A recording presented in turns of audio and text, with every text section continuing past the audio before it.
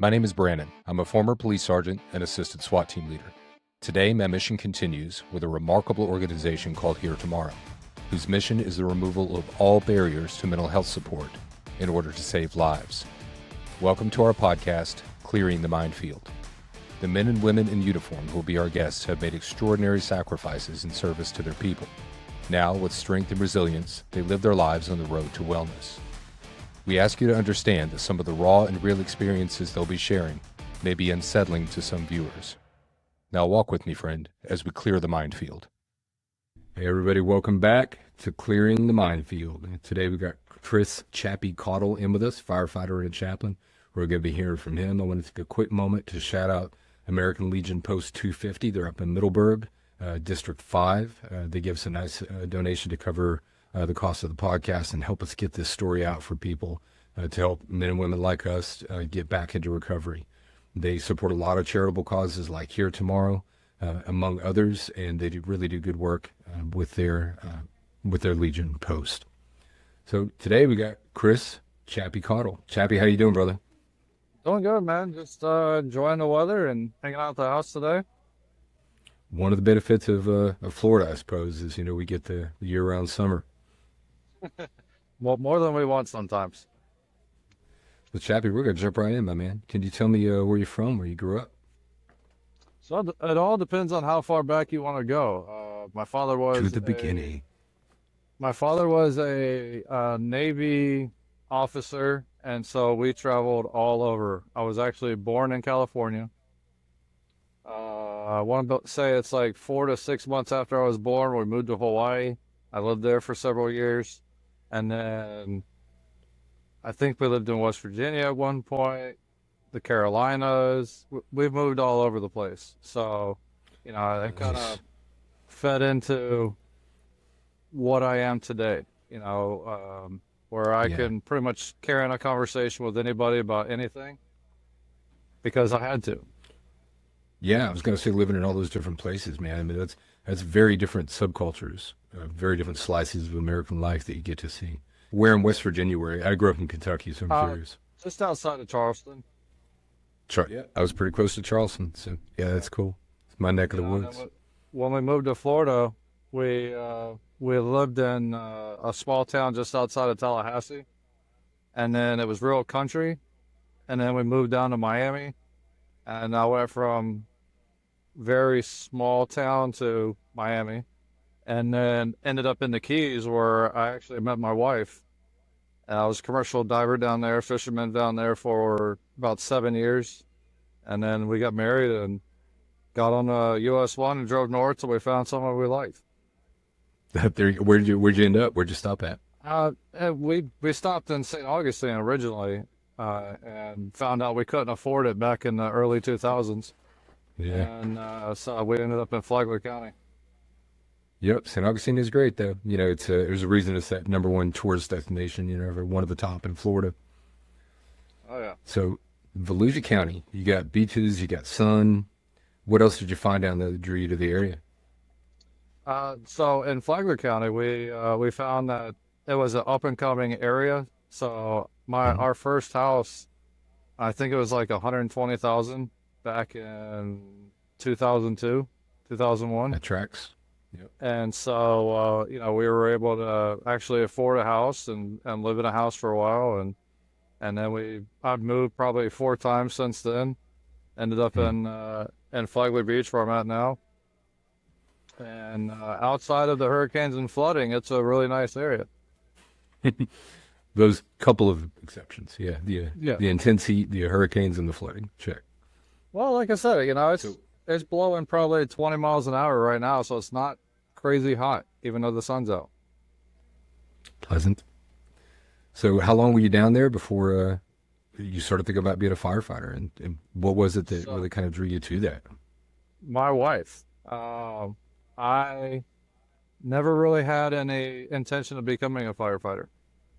I was 21, 22 years old, floating through life aimlessly, and multiple circumstances that when we got up here, I was sitting on a severance package, just playing video games all day and hanging out. and postponing looking for jobs because I didn't really have to. And she came home from work one day and she's like, "There's a sign for volunteer firefighters. Why don't you go Mm. do that and get out of the house?" And, I was reluctant, but I went and I checked it out and did that for 2 years and fell in love with the people, fell in love with the job. And, I put my firefighter and EMT on a credit card and went and became a fireman. And, after I got hired in 2004, and just gave it everything I had, almost to the point of failure, to be honest. Mm. When you say almost to the point of failure, was there a boundaries issue? Was it the work that was getting to you? What led to It that? was a little bit of everything. I was actually talking about this last night on the Good Guys Bad Thoughts TikTok live, where because I moved around so often, I was a wallflower. Okay. I didn't really make a lot of friends. I didn't really participate in a lot of stuff. If it wasn't for a photo in a yearbook, no one would know I existed. Oh, wow. Okay. So, I was a loner. And then, once I got into the fire service, I had purpose, I had value, I had worth. And, that took on its own situation to where by the time that I got, you know, 3, 4, 5 years in the fire department, I couldn't do anything without it having something to do with the fire department. All my Oh, friends yeah. were at the fire department. My identity was at the fire department. Yeah. And so in 2013, I herniated 2 discs in my lower back and ruptured 2 discs in my lower back. And I had a 150-year-old orthopedic surgeon walked in and goes, "You're never going to work in a fire truck again." Mm. That was the very first thing he said to me. And I told him, "Hold my beer." Um, and a year later, I was back. And, but I went through an identity crisis during that. I went through a brotherhood crisis during that. I went through severe depression during all that. So, that's where I say to the point of failure, because I gave it everything and it gave me nothing in return. I gotcha. Years ago, I've done a fair amount of EP work. I was in an armed security class, and there was an older guy in there, and he was a police officer, but he had served as a firefighter and a police officer. And I was hearing him talk to a young man about, starting his career off. And he said, do the job of a firefighter, do the job of a police officer, but don't be a firefighter or be a police officer. And I think it's that identity that he was speaking to, because it can really kind of compromise us. You mentioned that identity crisis is common to so many of us, and you mentioned too a brotherhood crisis. Can you tell me a little more about that? One of the things I fell in love with in the original, my introduction to the fire service was the people. They were there for my birthdays, all my kids being born. We used to have parties at my house or whoever's house all the time. But when I got hurt and I was out, I fell off the face of the earth. Yeah. I only had a handful of people that actually checked on me. Um, it was a lonely time. And, I think that's where the identity crisis started, because I realized very quickly that the only friends I had were in the fire service. And they had to go to work every third day. They had to do their own thing. And so I was not even a second thought, maybe a third or fourth thought on their priority list. And, the first week or two, you get the text, "Hey, man, just checking in. How's everything going?" And then, 2 weeks in, 3 weeks in, your phone doesn't ring anymore. Your phone doesn't vibrate anymore. There's no text. There's nothing. And so you're by yourself. And so that's why I say I had a brotherhood crisis. And I had to, like you said, put boundaries on what I allow with my job and who I Sure. allow in.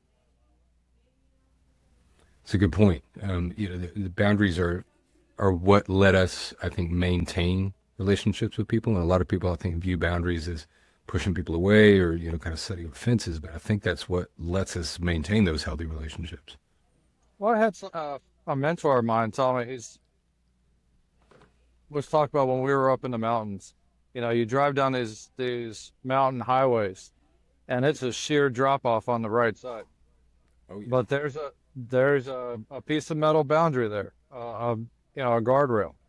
It's not to keep you out; it's to keep you where you're supposed to be. Love that illustration. Yeah. So, you know, that's kind of the mind frame, the thought process that I've taken up is like you said, boundaries aren't pushing people away. It's just what will I allow in. So I really do like that illustration of the guardrail because that's what it does, man. It keeps you on that road and it keeps you safe. And I've never really viewed it that way before, but I really liked I really liked the way you articulated that. Wasn't mine. I stole it from somebody else. All the best stuff, man. Yeah. That's where we get it. That, We that's learn the from other fire people. service for you. You know, we've never written our own SOPs or SOGs for the most part. We just find somebody else that written them, and hey, let me hold that for a minute. Yeah, easiest way to do it. Absolutely, absolutely. Why reinvent the wheel, right? So you're going through this. You've got a couple of back injuries. You've had a surgeon tell you you're not going to be on a fire truck anymore.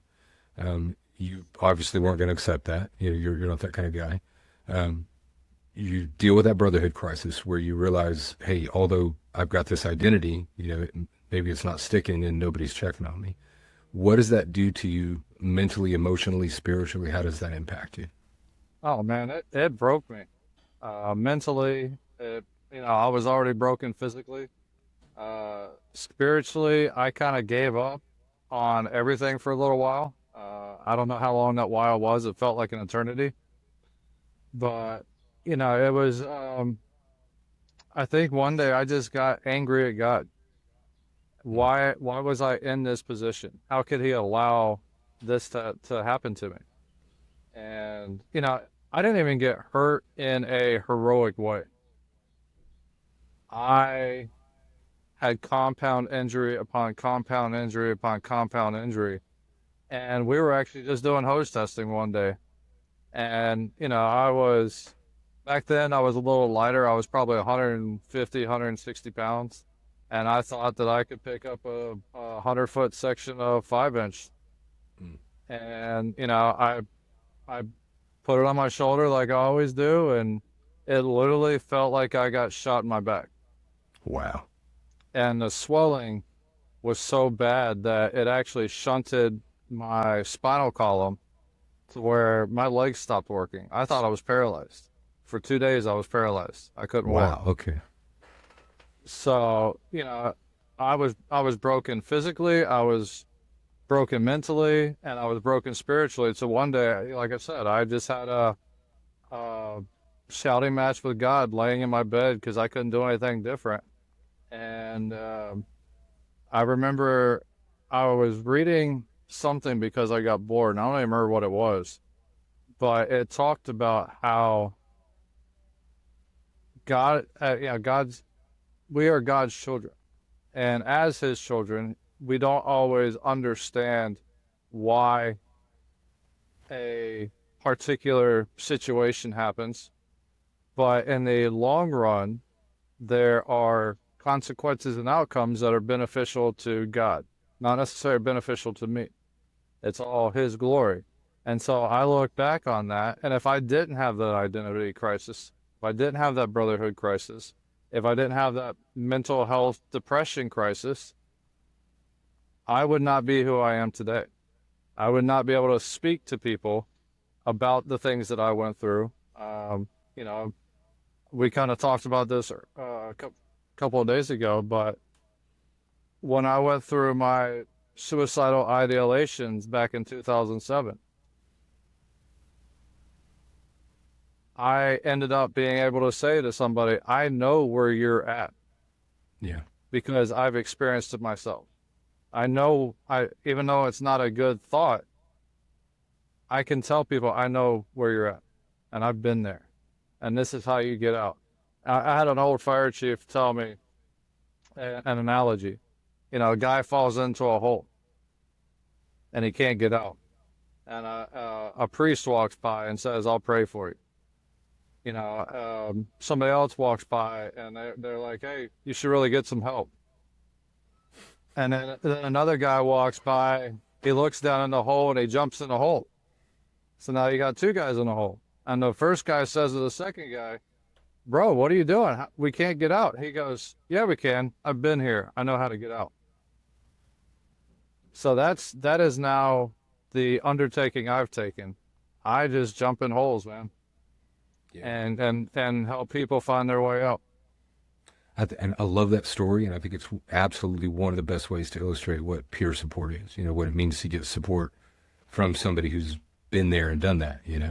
Because it's, as you say, all of these other perspectives come in, but if you don't have that lived experience to share with somebody, it can be very difficult for them to trust you to help them see the way forward. And is that what you find as well? Yeah, and with mental health as a high priority, what it is now, it was not that back when I started, and a lot of guys went through that. Yeah. But to have people, I got stories upon stories upon stories, which I'll tell you a real quick one about that is I had an old salty captain at the time. He was not very liked because he held to the standard, and he would call you out on stuff all the time. And my mother-in-law was getting ready to be engaged to this old truck driver, and I was at the station across the street from Albertson's shopping center. He wound up going to Albertson's to pick up his medication, my mother-in-law's fiance, and he died in the pharmacy aisle. Wow. Well, guess who's on shift that day? Me. I'm across the street at the fire station, so we get the call. I go over there. I do everything I can. There's 5, 6 of us working on him. We do everything we can. Transport him to the hospital. He dies. I have to make that phone call to my mother-in-law. Man. So I had this old salty captain come in, and I thought he was going to yell at me because I'm sitting in the room crying. And it's afternoon at the fire station. We got stuff we need to be doing. And he comes in and he goes, hey, I'm just letting you know, I took your gear off the truck. I put my gear on the truck. So I'm on the truck until you get done doing whatever you need to do. He goes, I don't care if you need to cry, if you need to scream, if you need to punch a pillow. He goes, don't break anything, but you do you. And whenever you get done doing whatever you need to do, I don't care if it takes 10 minutes, a couple of hours, he goes, you come and see me. So I sat there, I cried, I was angry, I had phone calls I had to make.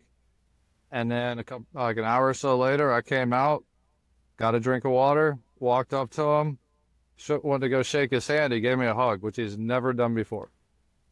And he goes, are you good? And I said, yes, sir. And he goes, okay, go get my stuff off the truck. So having somebody like that take the time to say, go do you, go deal with this the way that you need to deal with it, that to this day, I've had the conversation with him. He doesn't remember even doing it. Really? Yeah. But wow. I don't know if he's just putting up a front because he's still salty and, but I've talked to him several times about it. He does not recall it, but having somebody who is actually willing to put themselves out there and say, you go do you, I will cover your spot until you're ready. That was a turning point for me. That somebody cared enough, and this was following my injury. So somebody cared enough to step in the gap while I had to go do what I needed to do. So that made a huge impression on me. Oh, it would, man. And that kind of servant leadership I love. It's like as a sergeant in police force, I always felt like these guys don't work for me. They report to me. I work for them. And how can I serve them? How can I make their jobs easier? And I love that you had somebody there in that incredibly terrible time. But I want to touch base on that, though, because, we talk a lot in our field about PTSD, post-traumatic stress or post-traumatic injury. But this is a little bit different. For me, in the times when, let me say, if you're the police officer and you talk the man down from the ledge, amazing, great, you're a hero, you did a good job. But it's just you and you fail to talk the man down from the ledge. and now you've got this incredible moral injury that's stuck to you. Is that a little bit of what you experienced when you've got a family member? This is just not just a call. You've got a family member there, and it's on you. Is that what that was like Yeah, for you? yeah. It's funny you talk about moral injury because I actually did a presentation on it last year at the Florida State uh, Chaplain conference about moral injury. Uh, yeah, that was exactly what I was going through because we're accustomed to working on other people's family members because there's no attachment. Not that we don't care. I just don't feel like it affects us much. Right. We have to compartmentalize to a degree. But whenever, I was doing compressions on him and one of the medics was looking in his wallet to ask what his name was, and I knew his name. I knew his birthday. I knew what medications he was on. I knew what kind of medical history he had. And they're like, "How do you know all this?" And I'm like, "Oh, this is my mother-in-law's fiance." And I think everyone was just kind of in shock for a second, but they didn't know what to do because moral injury, PTSD, compassion fatigue, like all these things were not circulating in the fire service. They were like, "Oh crap, I don't know what to do, so we'll just keep doing what we're doing, and we'll deal with the consequences later on." So And that's a tough environment too, because you're dealing with this trauma. All the other guys are dealing with the traumas that they have faced. So it's like it becomes this kind of situation where everybody is dealing with trauma and nobody quite knows how to help anybody else. And it can become a really kind of toxic mess there. How do you the, work? the well, I would say like the moral injury there was how do I work on somebody that I'm acquainted with to that degree? And Yeah. then how am I supposed to call my mother-in-law and let her know, ahead of the hospital calling? Because the hospital takes a little while. Yeah. And so I'm sitting there going, okay, well, should I call? Should I wait? Should I let them do it? Is it better to hear from me? You know, and I've because I live in the community I serve, unfortunately, I've ran on a lot of people I'm acquainted with. I still have a lady to this day that won't speak to me because I pronounced her mother. Mm. So, you go through this whole, you know, moral injury dilemma or moral dilemma that leads to moral injury of what do I do? How do I make this situation better? And do my actions actually make it better? Or in that lady's case, make it worse? Yeah. I've seen her multiple times and she still refuses to even acknowledge my existence. Gosh, man. It's, I don't know what my least favorite thing about police work was, but death notifications have to be pretty high on that list, because you come up to somebody and maybe they know you, maybe they don't, but you're about to turn their world upside down when you do that. And in this case, man, it's not a person that you don't know. In this case, it's practically family. So that's compounded. How do you Right. process through a moral injury like that? Um, it took a lot of strong people in my moral or in my mentorships. I've taken on a lot of mentors. I realized a long time ago I don't know what I'm doing in life, and there's people that do. So I attach myself to them, whether they like it or not, a lot of times. But it was just a matter of one coming out and talking about it, telling people, "Hey, I don't know how I feel about this." You're so encumbered with fear, anxiety, with moral injury, with just these dilemmas and these feelings that we don't know how to feel because we've never really been taught how to feel feelings. So, I just came out and said, I have this thing and I don't know what it is. I don't know how to describe it, but here's what happened. And, I had a couple of people who I talked to about it. One of my pastors I talked to about it. And, he eventually, after a little bit, was like, hey, you need to go talk to somebody a lot smarter than me. And that kind of started my whole, well, it picked up my interactions with therapy. In 2007, whenever I went through my stuff, um, I had a friend of mine who strongly encouraged and forced me to go to therapy. I went for a while and then stopped. I thought the Band-Aid, the wound was healed enough where I didn't have to go back, but that wound up leading to other stuff down the line. It will. Yeah, But it sure will. I was able to pick up my therapy again, and you know, found somebody. It took me, I want to say, like 6 or 8 different therapists before I finally found one that was solid. There's nothing better than going into a therapy session and making the therapist cry. Yeah. Yeah. Man, my very first therapy session went that way. And it kept me out of therapy for better part of a year. And because Hmm. we don't want to bring our problems to people and make our burdens their burdens. And that's what that felt like to me. Because she was a very kind, compassionate person. And man, I just didn't want to do that to her. So I'm sorry you had that same experience. Did that drive you out of therapy for a while? For a little while. But it's, again, having those mentors and those pastors and such that are like, you know, let's say, what's your favorite food? Oh my gosh, probably a ribeye. Okay. So you go to a restaurant and they have the greatest ribeye ever. You go to a different restaurant and there's this straight dog crap. Are you ever going to eat ribeye again? Oh, sure. So how can Yeah, you let one therapist throw you off whenever that one restaurant did? true enough. Valid point. So I had a mentor tell me that. He was like, if you go here and it's great, and you go here and it's not, are you ever going to eat that thing again? And I was like, no, I probably won't. He goes, okay, so go find another one.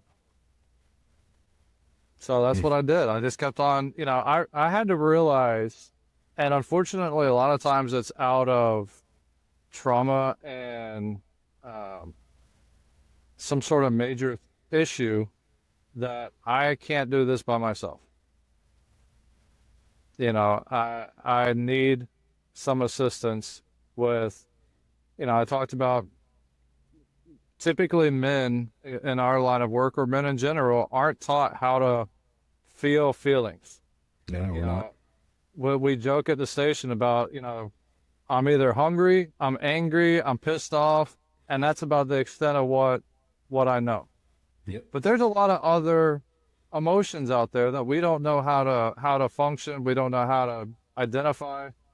So there's a lot of that kind of stuff that I had to come to grips with and say, I don't know what I'm doing in Mm. life, in emotional life, in spiritual life. So I find people that I feel do.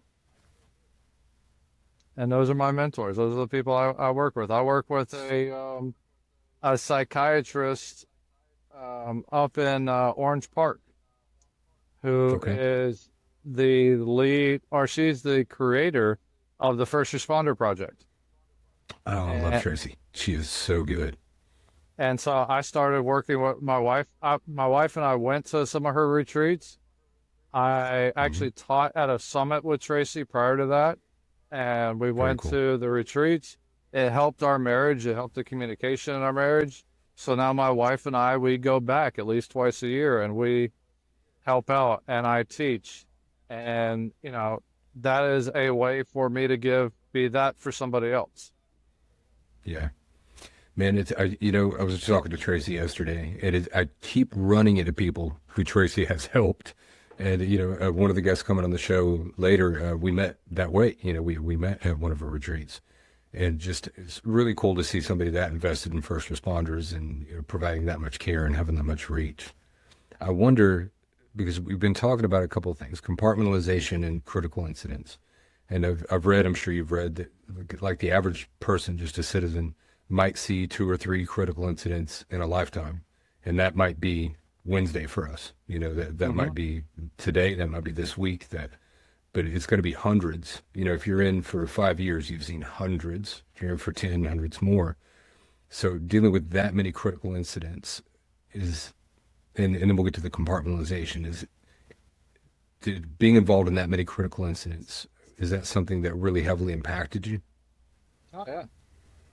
Yeah, I still deal with anxiety to this day. I've been diagnosed with anxiety, depression, post-traumatic stress, uh, ADHD. I discovered not too long ago. Growing up, people just thought I was stupid and didn't pay attention. But yeah, all those things.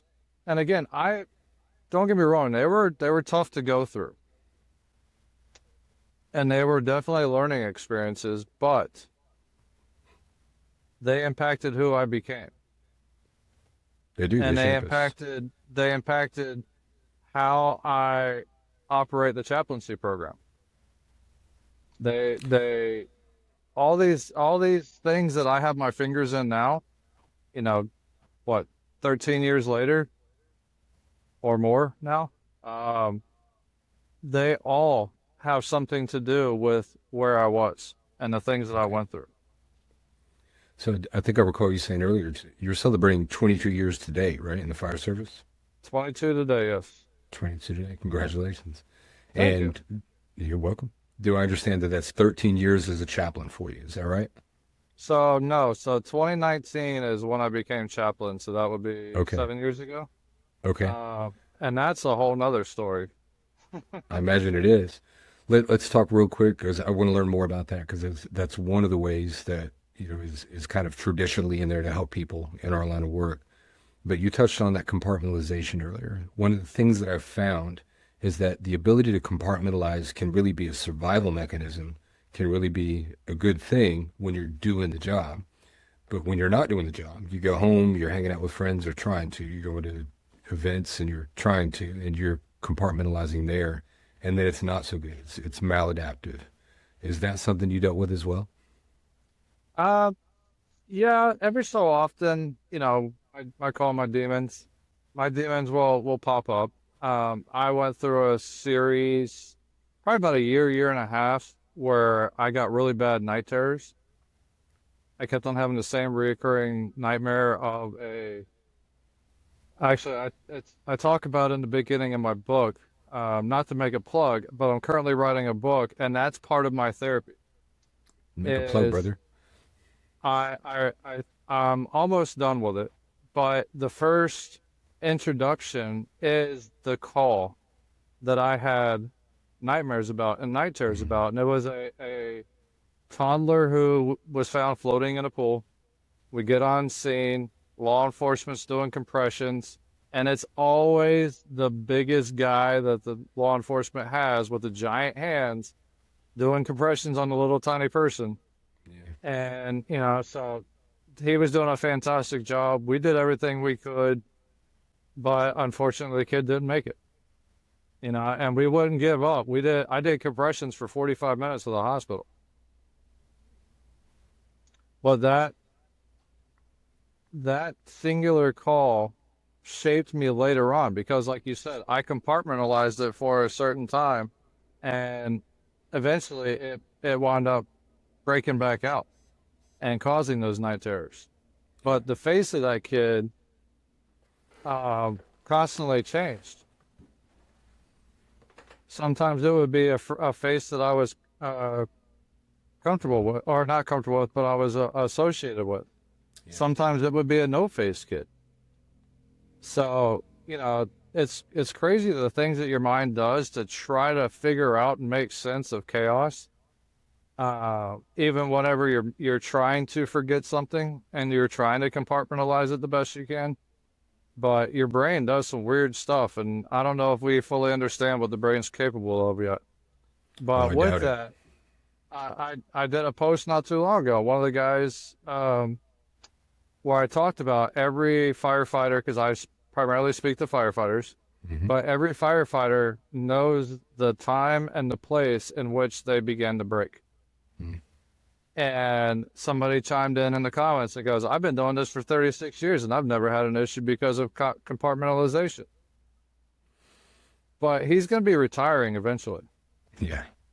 And you're going to be sitting in solitude at some point. And then all of a sudden, those little ear weevils are going to start. And you're going to start thinking about crap that you haven't thought about in a long time because that box, the seams are starting to split. Yeah, it's going to So, come. even if you have made it to this point 30 years and you haven't had any issues yet, find somebody to talk to, Hmm. because if you haven't had them yet, you most likely will. Yeah, and as you say that, one of the things I wish we would do differently for first responders and military personnel is I wish that we could prehabilitate people, like at the academy level, and and through our careers as we go, instead of waiting until you go through this extraordinary moral injury or this really traumatic incident, and then saying, "How you doing? Let's help you recover from this." There are skills that we could build that would help us be more resilient in the face of those things, to understand how those things affect us ahead of time. And I wish we could do more of that, because right now we're playing catch up. Well, so my department, and this is from our EMS guru. He doesn't really have a major title, but he's kind of in charge of our EMS program. He and I sat down one day, and I was like, "Why is it when we get paged out to a possible signal 7, a death? Why is it that 5 people have to go in there?" And he's like, "I don't know." So he goes, "What do you want to do?" And I'm like, "Just send 1 or 2. Yeah. You don't have to bleed on everybody. You can have 1 or 2 people, and he and I we were partners at one point where he was my lieutenant, I was his driver. And we would, when we got pays out to these type of calls or abuse calls or something that was going to drain your person, your thing, drain your mind and your spirit, we would look at each other and go, "Who's having the best day?" Because if I'm up here, I'm having a fantastic freaking day, Yeah. and I get bumped down a couple of notches, I'm okay.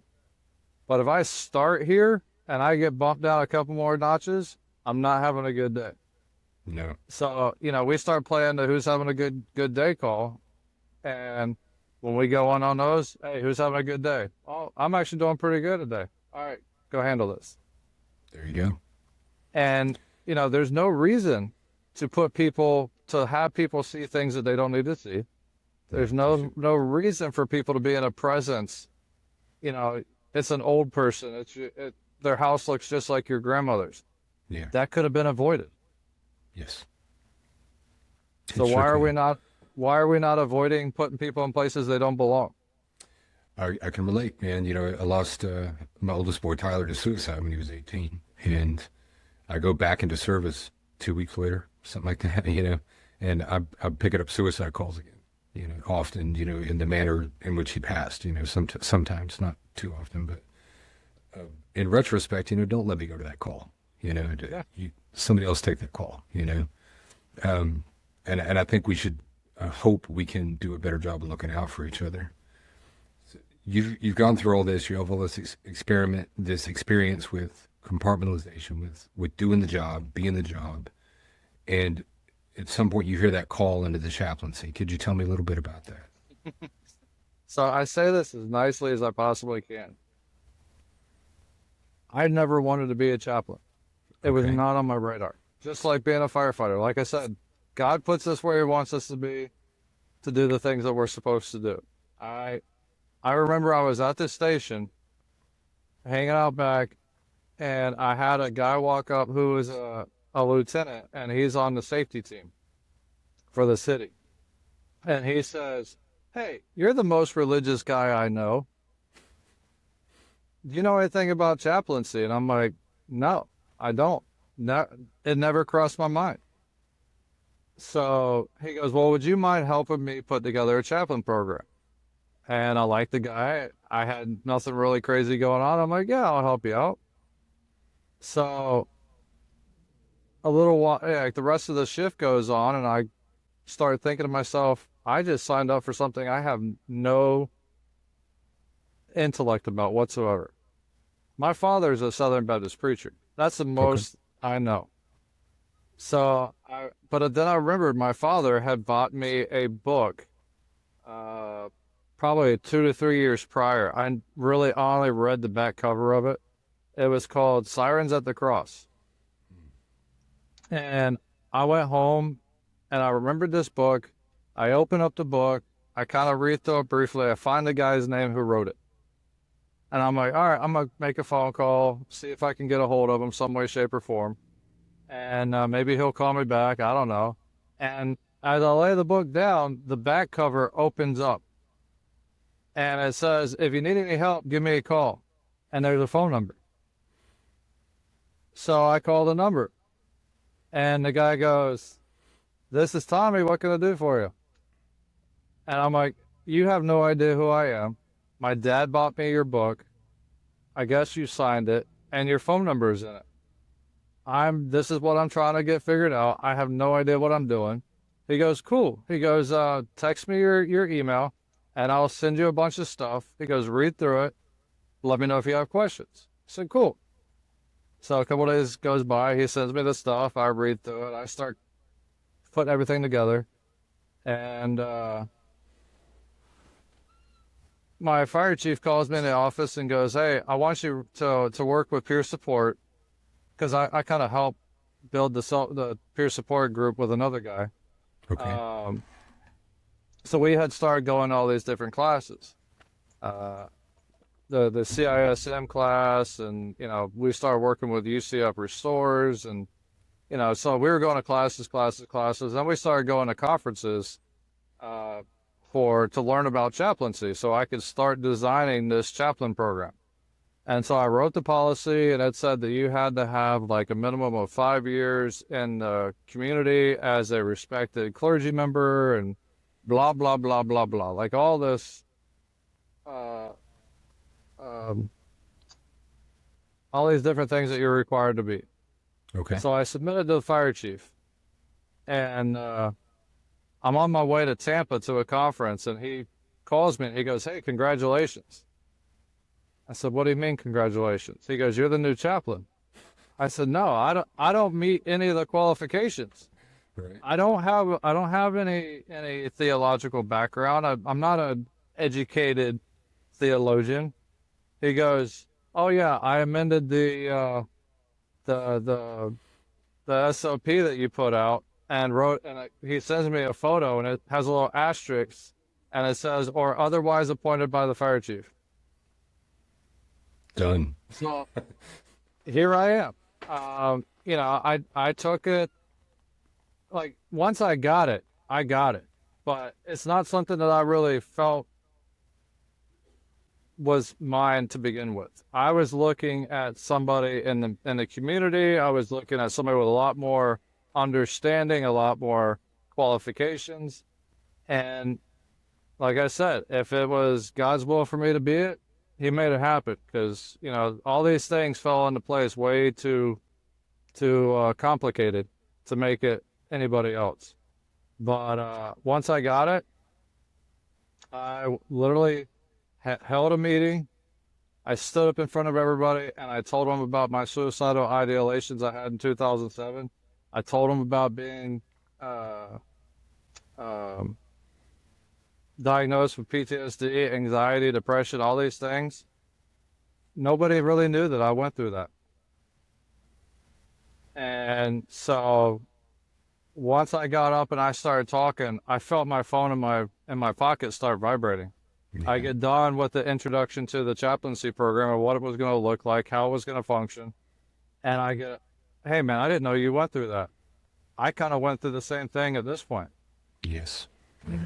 So, getting up in front of people and telling your story, as uncomfortable, as scary, as overwhelming as it may be, it has the potential to give people courage to say the same thing and be someone who goes, hey, that was me, and no one knew. And that in itself is a victory for me. That's huge. So, the whole chaplaincy program that I run currently, because again, I still really don't know what I'm doing. I have a couple of chaplain mentors that I work with, but I built the whole program. So from 2002, when I became a volunteer, until 2019, there was no chaplaincy. Chris went through all these things, and no one knew and no one helped. Mm. So my whole design is what did Chris need at year 1? What did Chris need at year 3, year 5, year 7? What did Chris need when he went through this thing? What did he need when he went through this thing?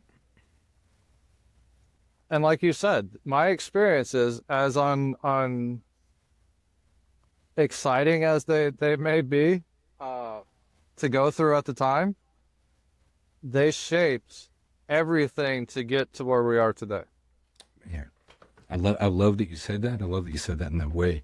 It's Here Tomorrow, the organization I work for, is founded on lived experience.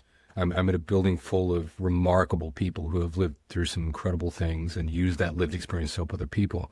And it sounds like you've done exactly that, right? Like your lived experience shaped the program that you made yourself in order to help other people. And when you came on my radar, it was through Chats with Chappy on TikTok, right? And I'm watching some of your TikToks and I'm going, yeah, I think we got the same mission. I think you want to take your lived experience and start trying to figure out how to help other people. I think it's one of the most extraordinary things that people can do is to take pain, suffering, trauma, and go, okay, what can I do with this now, right? And I think it's remarkable that you've done that with the chaplaincy. I appreciate that. You know, I can either stew in it and be sad, be uncomfortable, or I can take all that, I can put it down into the pit of my stomach and light a fire and focus on making sure that the new firefighters that we have, the other people in my department, don't go through the same stuff I went. They don't have to go down the same path. You know, if I can run alongside and they go to walk off that path just a little bit and I can push them back the other way, that's my job. Man, I love that. There's a old poem by Robert Frost, "The Road Not Taken." I love this poem, and in part of it he says there are two roads diverged in a yellow wood, and I took the road less traveled by, and that's made all the difference. And I think that's what you've done here. Because it would be so easy to just sit back and go, "I've got this trauma, and poor me. What am I going to do with this?" And I love being around people that have that same dream of kind of being able to take it and do something good with it. For me, I will say that this Here Tomorrow, the ability to help other people with the things I've been through has become part of what keeps me well, what keeps me focused, and what keeps me growing and evolving. Is that the way it is for you? Not originally. I thought I was 10 feet tall and bulletproof and had a calling from God. And not that I don't, but I took on way too much stuff. In the beginning, people were coming and talking to me regularly. Not that I still don't, but they were coming to me and talking, and I was taking on their garbage. Mm-hmm. And I wasn't dumping it. I was just putting it in my backpack, and I would move on to the next one. And I would take their trash, and I would put it in my backpack and move on to the next one. I thought I was strong enough to carry it. Until I was at church one day, and I had an emotional breakdown and wept. And I mean wept. Not cried. I wept like I've never wept before in my life. I could not stand up. I was weeping so hard. Because all that emotional baggage and trash that other people had attached itself to me. And I all of a sudden just got overwhelmed with all of it. And, How could you not? Yeah. And I had to tell myself, you can't do this by yourself. And so I was actually in the midst of reading a book called Tribe. I've got it on my shelf. I can't think of the guy's name. But he essentially talks about how throughout history, all these communities and cultures all have small tribes. They all have people that they surround themselves with to help take care of them, and they help take care of the others. And I wasn't doing that. I was trying to take on everything by myself. And so, again, I had to go, I'm too dumb to know better, but I need a support system. So I went out and I found some mentors that I really admired and that I really trusted.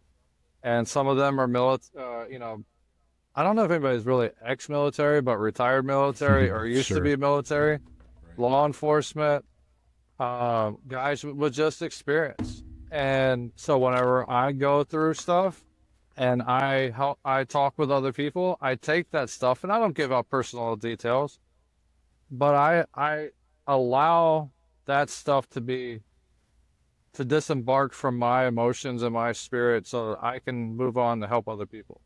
Yeah. And so I had to have that realization. And I have a way of learning things the hard way throughout life. Um, so yeah, that was the beginning of me realizing that this is bigger than just me. And I have to go, Tracy tells me all the time, every therapist needs a therapist. Yes. Every chaplain needs a chaplain and a therapist. So, I have a chaplain that I work with. I have a therapist that I work with. And that is what is helping me keep my sanity. It's huge, man, because it's where we get to a point where we've recovered from some of these traumas, some of these moral injuries to a degree, whatever degree we can. And I don't think these are things that you necessarily get over, but maybe you learn how to manage, you learn how to walk through life with these experiences rather than leaving it behind. But when we're at that point where we do start to help other people, I think it's really critical that we maintain that support system. I'm glad you have that. And it's a good point. The more you're taking in these things from other people, the more that could accumulate on you if you don't have a healthy way of processing it. So I'm glad you do. Well, actually, it's not funny in any way, shape, or form. It's interesting. Right before I came on here today, I got a message from a lady in my DM that said that she really appreciated what I was saying, how I was saying, and to keep up the good work because her husband had completed suicide several years ago, and he was on the peer support team. He was a firefighter. He was a battalion chief. He was the guy that pushed everybody else to therapy, but he wouldn't go himself. And so like you said, if we're trying to save people, we have to be worthy and ready to save people. We Yeah. can't be walking out there with broken legs trying to fix people. It's not going to work. It's not. Well, brother, we're coming to a close here. I would love to hear from your perspective. You've got all this time as a firefighter. You've got all this time as a chaplain, as a husband, as a partner, as a friend. If you were to say to somebody out there who is not yet in recovery, not yet living their life in wellness, or maybe who has just started that journey, what would your recommendation be to them? What would you say to them? Say something. Plain and simple. Say something to somebody. I don't care if it's a therapist. I don't care if it's a friend. I don't care if it's somebody you don't like. Being able just to start by expressing your thoughts, your emotions, your feelings, and all the things that you're being weighed down by just purging that pressure cooker just a little bit. If it'll get you through till tomorrow, purge away. Because we need you here tomorrow, and then we'll deal with tomorrow. And then hopefully we can get you moved on to another step. But there's too many of us that are trying to be, these He-Man woman haters, that know it all, fix it all, do it all, but they don't say anything. They don't talk about the things that they're going through. They think it's weakness. My Instagram, my TikTok is full of all these haters that are telling me that I'm weak because I'm talking about these things. Not talking about these things is weak, right? We know that. But it's the old mentality. Yeah. So if I can get somebody talking and just purge that pressure cooker, just take some of the pressure off to get you through tomorrow, no pun intended with your organization, but if I can get you through till tomorrow, I'll work with you tomorrow. And I'll hopefully get you on to the next tomorrow. But my goal is just to get somebody till tomorrow, be able to help them purge that thing, let them air their grievances, say the things that they got to say. Majority of what I do as a chaplain is presence. I don't ever really talk that much. Mm-hmm. I go in and I used to not be a hugger, but I'm a hugger now. If you haven't looked up the Disney hug, look up the Disney hug. Okay. But I come in, I give you a hug when you're struggling, and I wait. I'll tell you about Disney hug in a second. But I wait until I feel your body de-stress, and then we go somewhere we sit. If you want to cry, you cry. If you want to be angry, you angry. But just don't hit me in the face. That's my moneymaker. But, if you want to talk, talk. But a lot of times we just sit there. I put my arm around you and just let you know that there's somebody that's willing to sit with you in your stuff. Yeah. I mean, I'm going to say, you're a chaplain, so this will, it reminded me a bit of one of my biggest influences when it comes to helping people is Fred Rogers, Mr. Rogers from back in the day. He said something you just said in different words. He said, if it's mentionable, it's manageable. And I read so many stories about Fred Rogers encountering people who said his ability to give them his undivided attention was almost superhuman. Like he just made them feel like this is the most important conversation in the world. And it sounds like that's what we're trying to do here, right? That's it. The Disney hug, is it anything like a 21-second hug? Because in my family, we have the 21-second hug. So Disney has a rule. You can look it up. If you're a Disney costume character and a little kid comes up to you and hugs you, you are not allowed to let go until they do. Love it. So it kind of differentiates from the 20-second hug or the 21-second hug with the serotonin dopamine release. I wait and I fully embrace. Like I'm grabbing a hold of your pectoral muscle or your shoulders before if I can, and then I can feel your body relax. And once I feel your body relax, then I let go. And it's that 20-second hug that like I said, it releases dopamine, serotonin, all the happy chemicals in your brain that allow you to calm. And that's the first step. Because if you're guarded, if you're pissed off, if you're angry and you're ready to fight, you're not going to sit and talk. You're not going to sit and cry. You're not going to sit and do anything. Once I give you a hug or somebody gives you a hug, it doesn't always have to be me, but somebody gives you a hug, even when you're mad, they give you a 20-second hug or Disney hug. Very rarely are you still mad. You might be angry. You might be upset, but you're typically not mad. And then at that point, if you want to go, take a hot shower, hot showers are important in the fire service when it comes to mental health, because you can go cry in the shower and nobody knows any different. Sure can. Go send somebody to the shower. But there's a lot of those interactions physically, not audibly, but physically. That physical touch that for some reason men are afraid of, and I don't understand why, but just that physical intimacy on that level to where it changes your body chemistry. It does, yeah. I'm glad you pointed that out. Can you tell us, do you have a title for your book yet? It's a work in progress. Do I understand that right? So right now it's called Firehouse Theology. Okay. So I take a lot of I don't remember what they're called, but I just had a brain fart. So like all the stuff that we talk about, how like you have to earn your worth, in the fire service or in law enforcement.